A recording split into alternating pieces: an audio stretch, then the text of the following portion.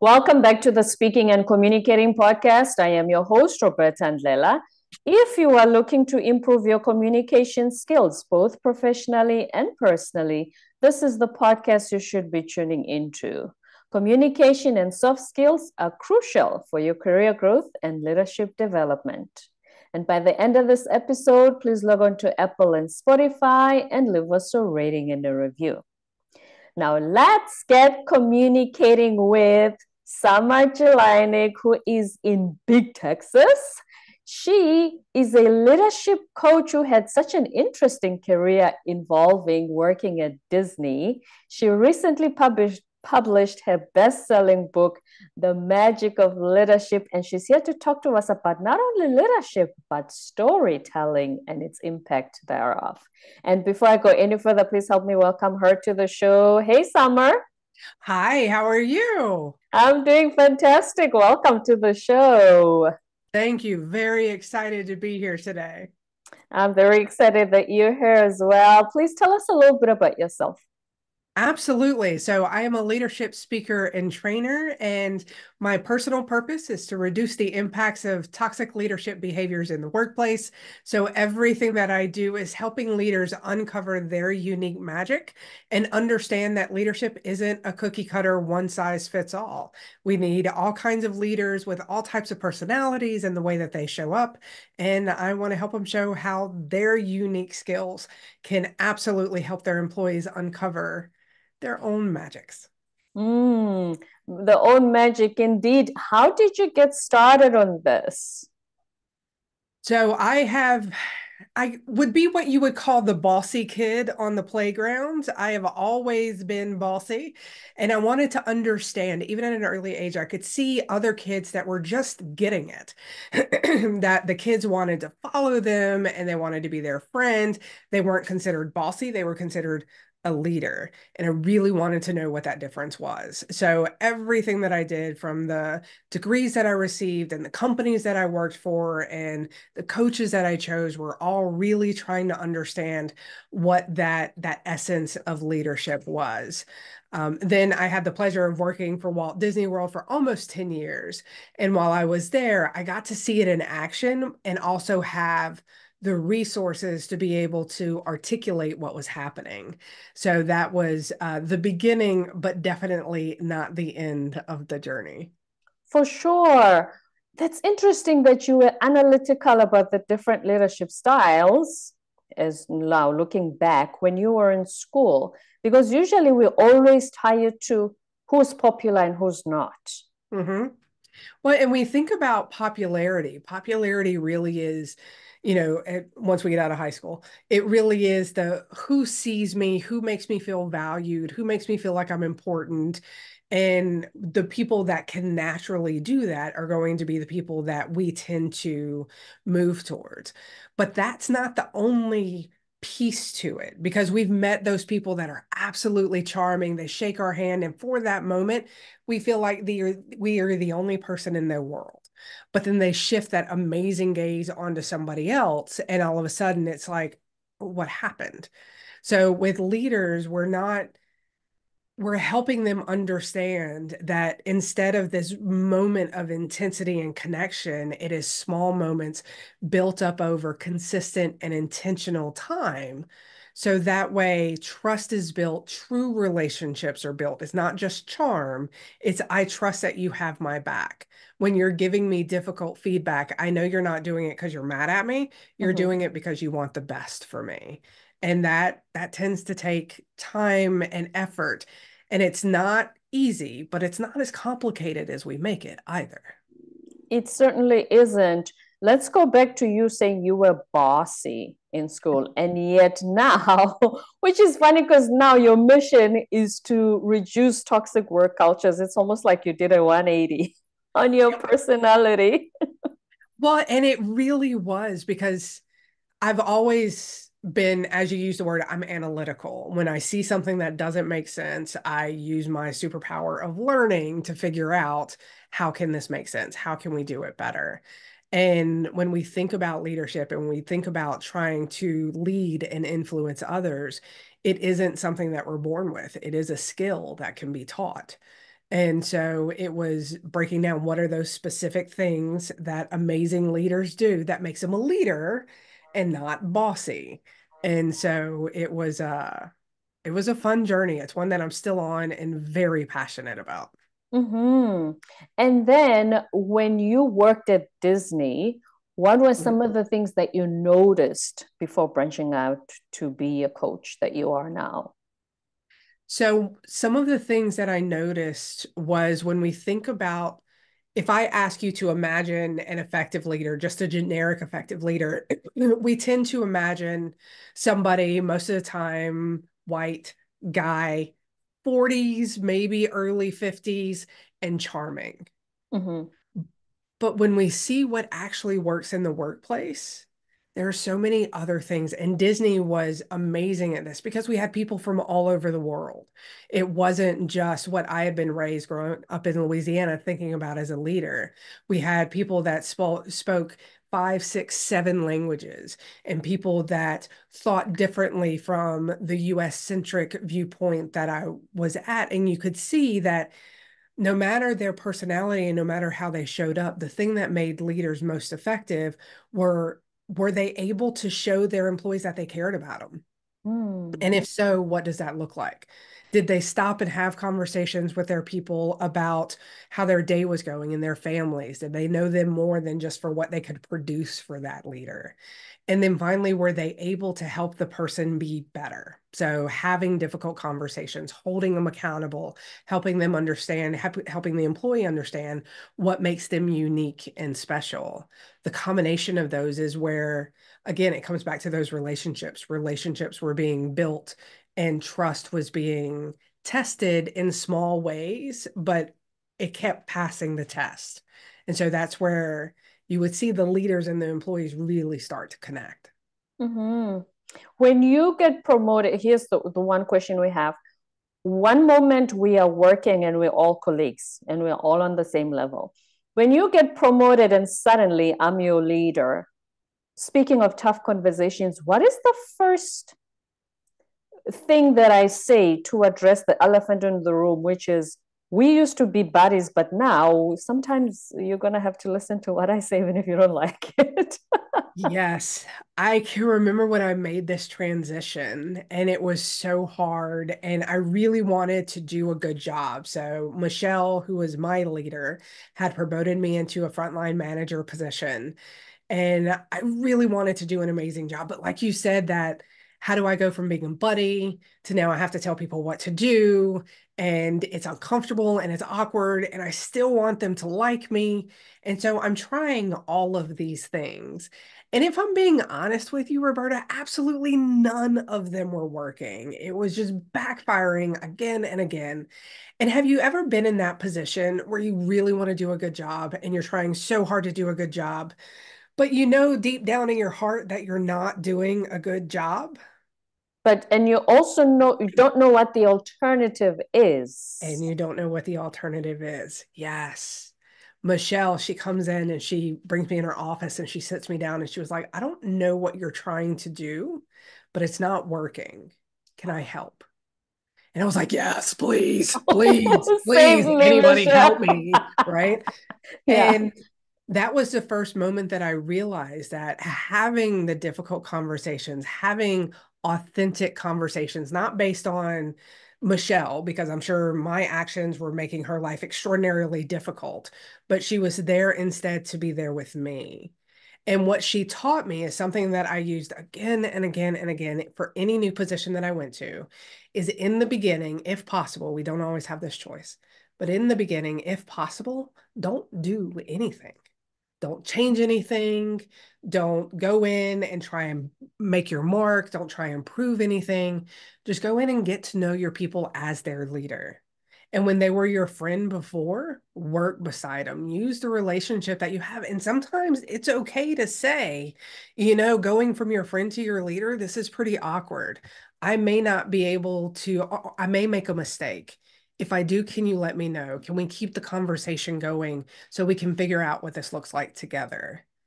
And when we go in and we ask questions and we focus on the person in front of us instead of worrying about, we need to make a change, we need to make our mark, we need to make an impact, we can help those that we're leading in this new way understand that we're still in it for them.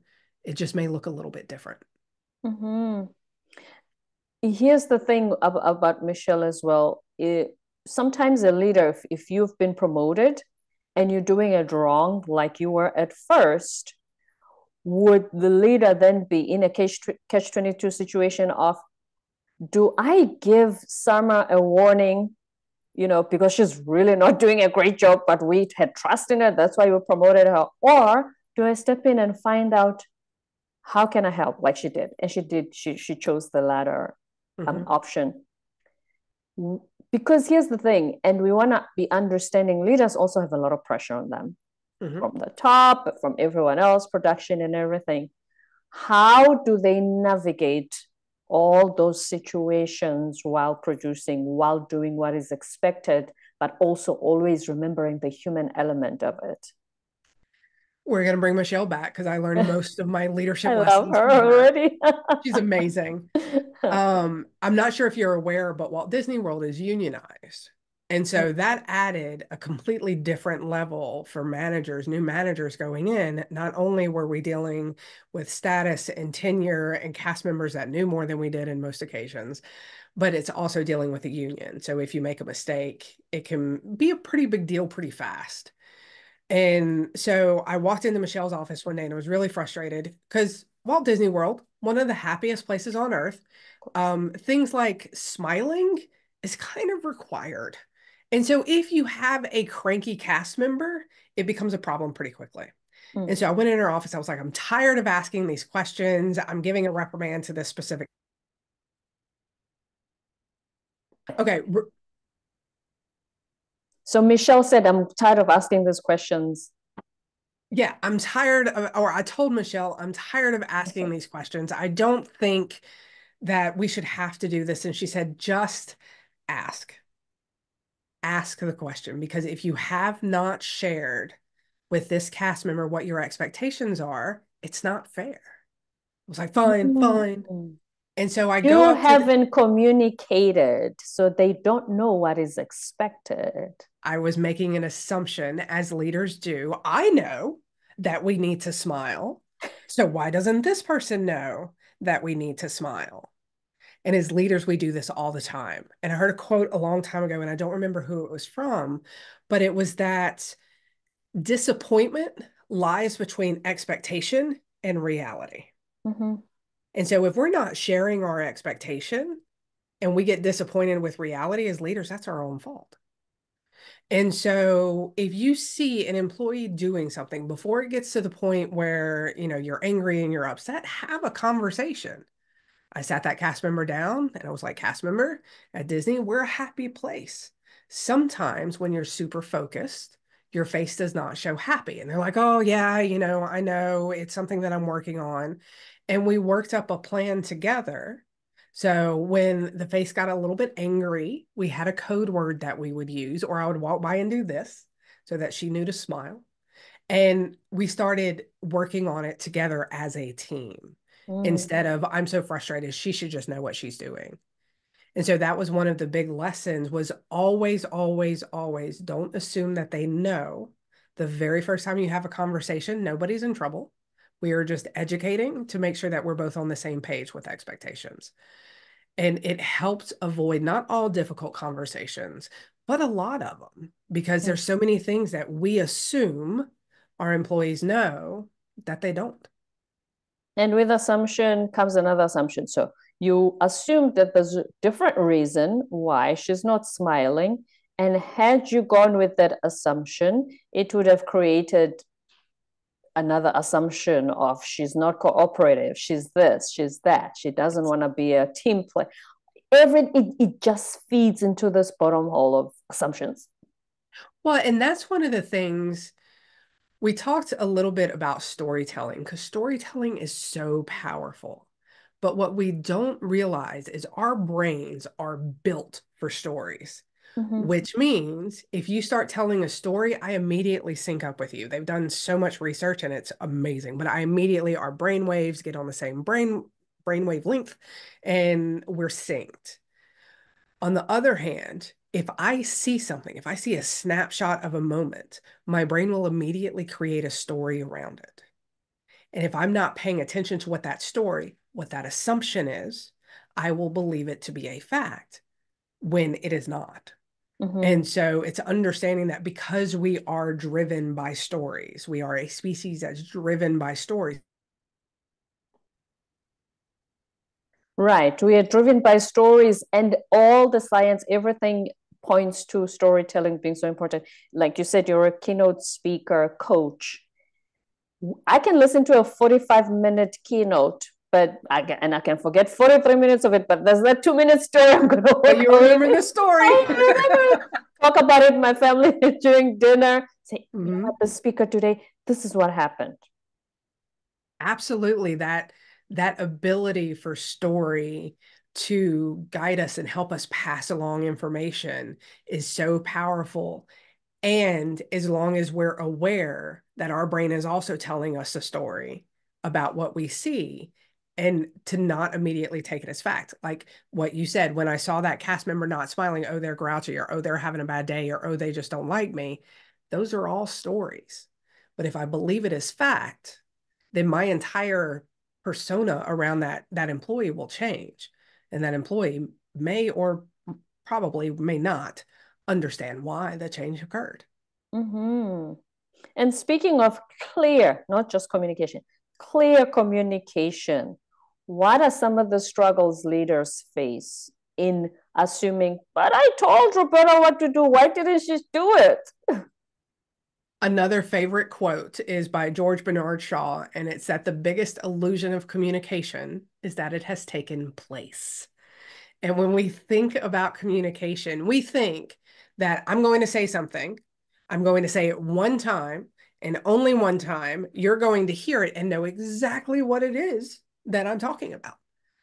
But we forget about the fact that as somebody is talking, we are playing different things in our head. So if I ask you right now to picture a dog, so all of your listeners right now, I want you to picture a dog.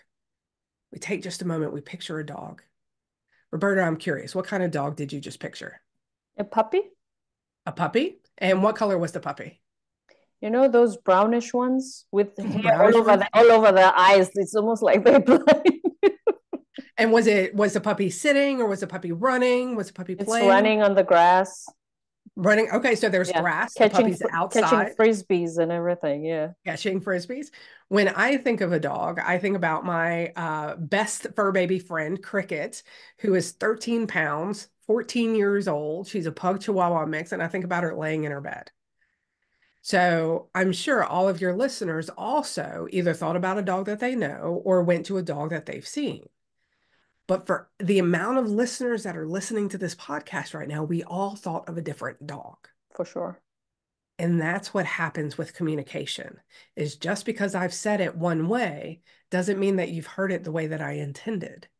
And so as leaders, it's understanding how can we communicate the same thing in multiple ways, and we need to communicate it in multiple times so it gets to where it begins sticking. We hear so much information throughout our day that if we only say it once, it's not going to stick. So what are those ways? Can we put it in a newsletter? Can we send it in an email? Can we say it in a meeting? It's that consistent saying it over time. That's where it's going to start getting sticky.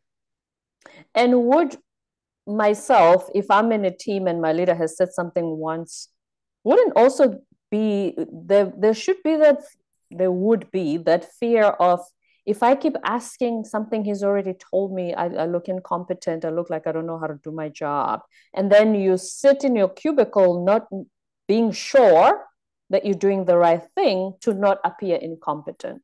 Mm-hmm. Yeah, that's one thing that when we think about adults, you bring up something that's so valuable for leaders to remember is adults have big egos. Whether it's an obvious ego or not, that voice that's happening, that's telling them what to do, that's their ego speaking. And if they've asked it once, chances are they're not going to want to ask it again. It's like when somebody mumbles something, we're like, oh, I'm sorry, what was that? and then they mumble it again, and we're like, I'm sorry, one more time. If they mumble it again, we're not going to say anything. We're just going to be like, oh, okay. And so that same thing happens with communication in the workplace, that it's the leader's responsibility to communicate again and again and again and open up for those questions, because not everybody's going to be comfortable just broaching the subject on their own. Mm-hmm. And how will he pick up on that as well? Because if you have so much on your plate and you've said it once, then everybody must go back to their desk, sit down and do the work. How will you just keep saying, by the way, did you guys do this? I've already told you 10 times. Like, how does that play out in a real life scenario? Well, an excellent question, because as leaders, we don't want to sound like a broken record. And so it is helpful if we already have touch points built in. So let's say I have a team of 5. I meet with one person every week. So about every 5 weeks, I've met with everybody on my team. And I'm asking questions. How's it going? What are we doing? Tying in those key pieces of information. I'm not going to repeat every single thing that I've told them. Choose the top 3. What are those 3 pieces that we're really focused on? And then ask questions. Hey, we changed our key performance indicator to look at customer data. I'm seeing for you that your customer data is going up, going down, whatever that looks like. Walk me through, what has that experience been for you? So giving them a chance to start tying in what you're asking and how it's showing up for them. And then in meetings, one thing that Disney does so well is, again, how do we repeat it and how do we behavioralize it? And so we were always asking about magic. Did you make any magic today? Tell me about a magical moment that you had with a guest today. What has been your best piece of magic that you've done today? And so tying it in those conversations and giving the employees a chance to brag about themselves. So when you're really focused, having those questions, having those conversations, and again, sending it out in different types of formatting. So in an email, we would have weekly recaps. And at the end of every week, we would choose our top 3 magical moments as a team that would get sent out to everybody. So it's emails, newsletters, conversations, meetings. If you think you have said it enough, you probably have not. Say it 10 more times. The illusion again, just make Yes. sure. Now let's talk about toxic work cultures. When you work with your clients, we have found that there's a disparity between what the leader thinks the work environment is like and what the team thinks. Let's say they give each other ratings and leader thinks, oh yeah, 90%, we're good. And the team goes 30%. Why is there that gap or that misunderstanding? Why are they not seeing things the same way? A lot of times it's because leaders are, again, we tell stories based on what we're hearing and what we're seeing. And we make the assumption that if somebody tells us everything is good, everything is actually good. When we know, being employees, if things are going poorly, most of the time we're not talking to the leader about it. Yeah. We're talking to the other employees about it. And so going through having these conversations, but also creating space where it's okay if somebody's having a bad day to say that they're having a bad day. Mm-hmm. You know, we're known, it's a running joke that somebody will come by and say, how are you doing today? And our response is, I'm fine. Okay. Yes, I'm doing okay. I'm fine. How are you? Whereas leaders, we need to dig beyond that. Okay, when you say fine, what does that mean? I want to know how you're really doing today. And then we tend to have those employees on our teams that like to fuss a lot, and we just start ignoring them. That is also a skill set. If you have members on your team that can see where the train is going off the track, there's value in having conversations with them, in listening to what they're saying. We don't give we listen to it with a filter, understanding that it's coming from an area that may lean towards negativity, but we don't discount it. Mm-mm. And so, you know, one of the things that I was told as an early leader is go have lunch with your cast members, go to the break room, see what you're hearing, take a cup of coffee and walk around.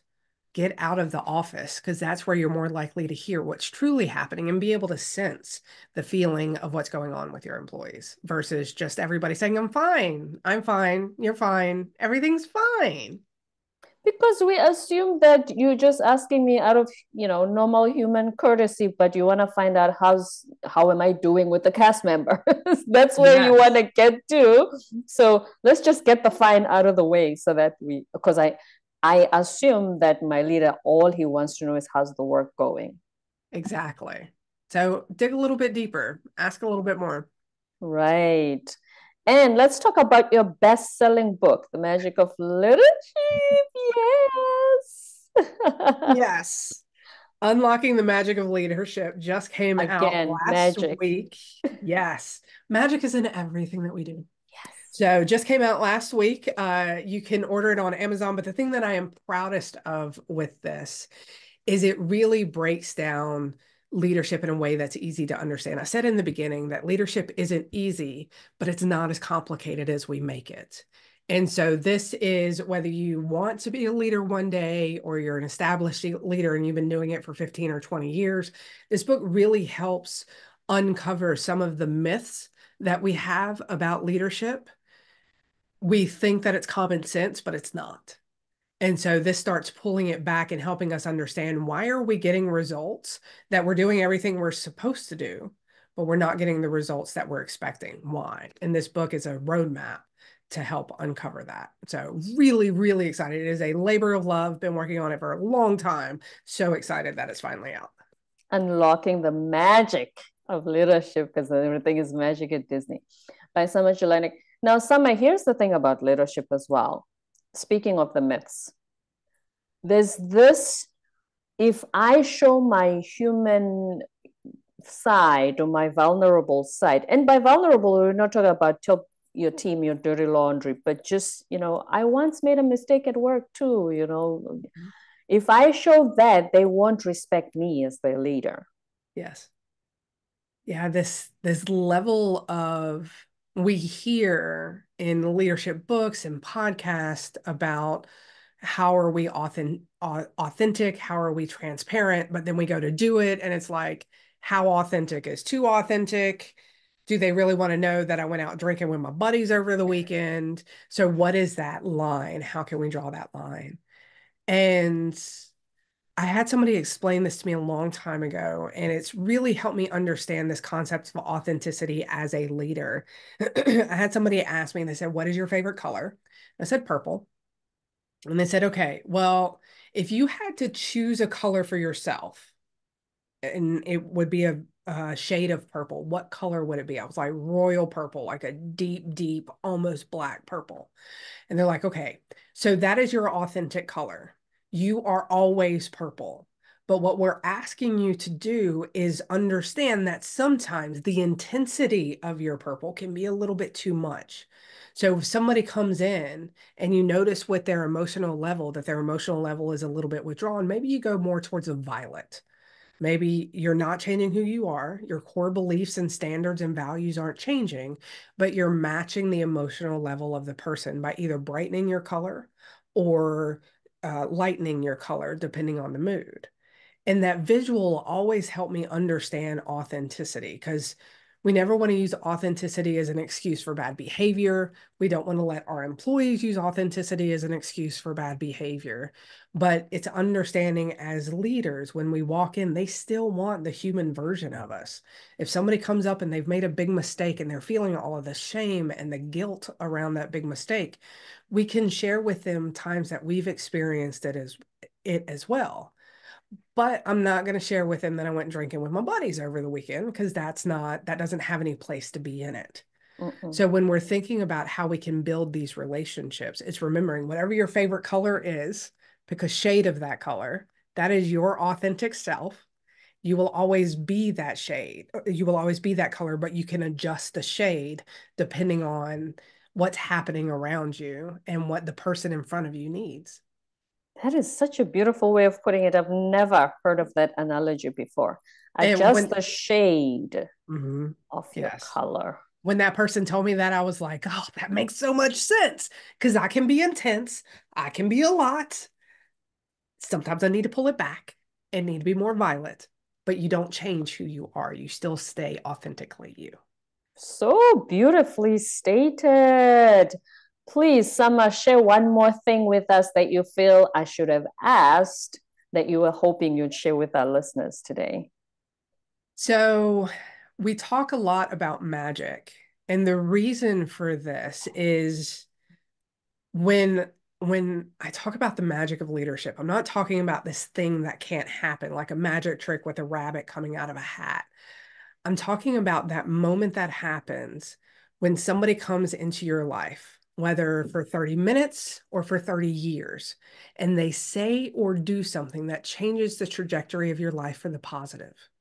I think about a leader who I can't even tell you her name, but I was having a really bad day at Disney. It was when I was frontline cast member. I wanted to quit. And she came up to me and says, "You're doing a really good job. I know this isn't easy, but you're doing a really good job." And that convinced me to stay. And that turned a 6-month career into a 10-year career. And so when we're talking about the magic of leadership, that's what we're talking about, is those small, to us, small moments that we never think about, but have the ability to change somebody's life. And I think that is really cool. That's how it made you feel. You knew that she really cared. But how do we have that, what do you call it, that instinct to just say that, or that foresight to say, you know what, I can see that she's really trying, but she's frustrated. Let me help her. Let me make her feel better. So I have a rule that I teach leaders that I coach and I use for myself as well. If it's something I would want to hear, then I tell the other person.